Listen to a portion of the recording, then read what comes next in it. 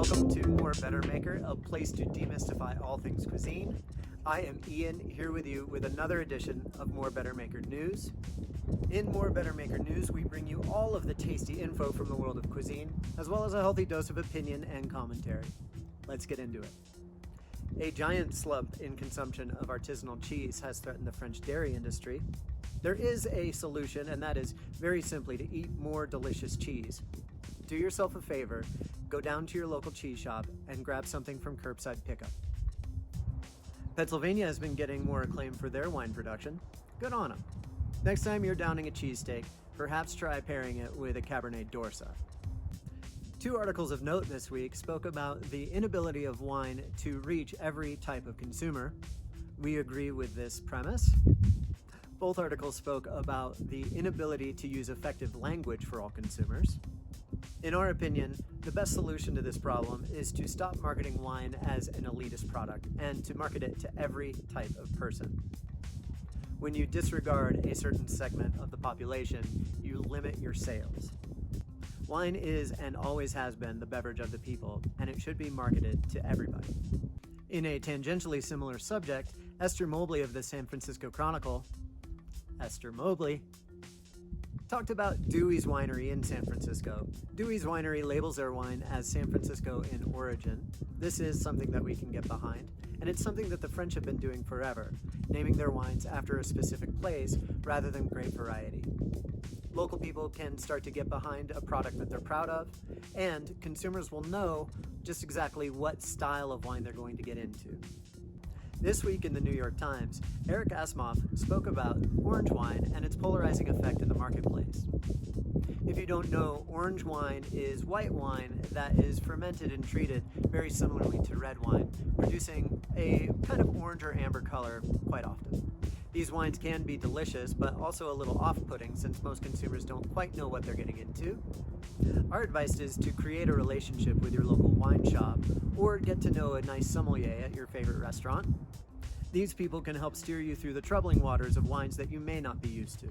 In our favorite type of wine news, there has been a caper that has been pulled off over several years in France from a champagne grower. It was reported that over 50,000 bottles were pilfered, as well as over $130,000.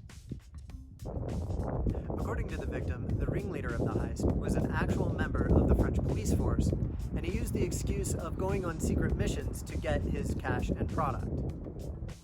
The case is currently now being decided in French courts. One would think that wine producers and weed producers would get along, especially in a wine and weed Shangri-La like California. However, these two producers have been at odds ever since weed became legal. The arguments between these two groups range between the fact that weed smells can drive away potential customers from wine tasting rooms, as well as the fact that wineries want to continue using pesticides in their vineyards, and these pesticides can bleed over into weed grows, which would invalidate those growers' organic certifications.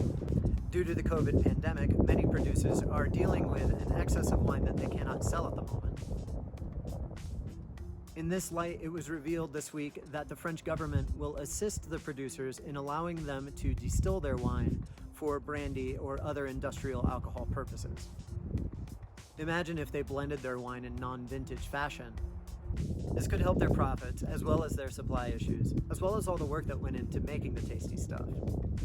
And for the scariest story of the week, The Guardian reports that the U.S. water and food supply are in jeopardy due to decisions by the Trump administration, as well as ramifications from the coronavirus.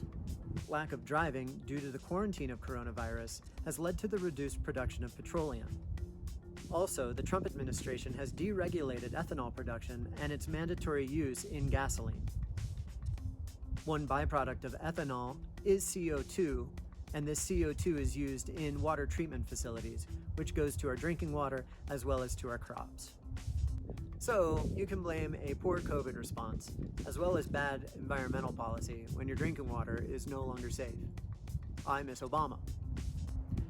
The Worst Food Writing Award, and perhaps the Worst Writing Ever Award, goes to the Huston Chronicle this week. In their reporting of a strip club who sought to reopen the restaurant portion of their business, along with scantily clad service, the Chronicle's prose was, at best, flimsy. Let me read you a quote. "Something akin to a steakhouse with a piano player," explained the owner, Eric Langman. "Of course, a G sharp is different than a G string. Even the dancers in recent days have been donning their version of a full COVID-era PPE, mask and a swimsuit. The judge wasn't entirely swayed. He allowed the club to serve up wings, but hold the breasts." Last week, the Trump administration set forth a plan to overhaul America's seafood industry. The plan would deregulate and expand America's seafood production. Both independent fishers and the entire environment at large both said, "Please, no, please God, no, we miss Obama." MoreBetterMaker has stumbled across a way to play with your food and learn about STEM at the same time.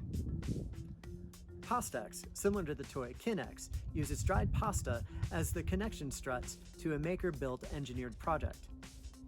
And at $13 per kit, that's a pretty low-cost barrier to get all sciencey as well as discover the structural integrity of semolina flour. Speaking of noodles and science, check out this awesome video brought to us by Mental Floss about the history of ramen. You will learn about ramen's historical ties to Yakuza mobsters, as well as get a primer on the pH scale. Honestly, portions of this video reminded me of chemistry class, and I, for one, am here for it. Filed in the MoreBetterMaker travel section, we learned this week of a Croatian winemaker who combines his love of grape juice with aqua lungs. The Divovina winery is fun to say, and they also age their wine in amphora on the Mediterranean seafloor. The winemaker says that the wine is all the better for this aging process.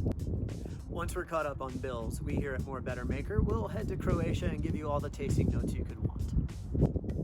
Over the past several years, MoreBetterMaker has been conducting extensive research and has discovered that whiskey is delicious. We've also noticed that we're not alone in this conclusion. However, there is one category of whiskey that has been overlooked by both critics and consumers, and that's Canadian blended whiskey. We think that this is a shame. There are many awesome Canadian whiskeys, and we suggest that you go out and get some. Worldwide, restaurants are beginning to reopen amid health concerns caused by the COVID pandemic. In the US, there have been very few guidelines released from the federal government in regards to safe practices for restaurants.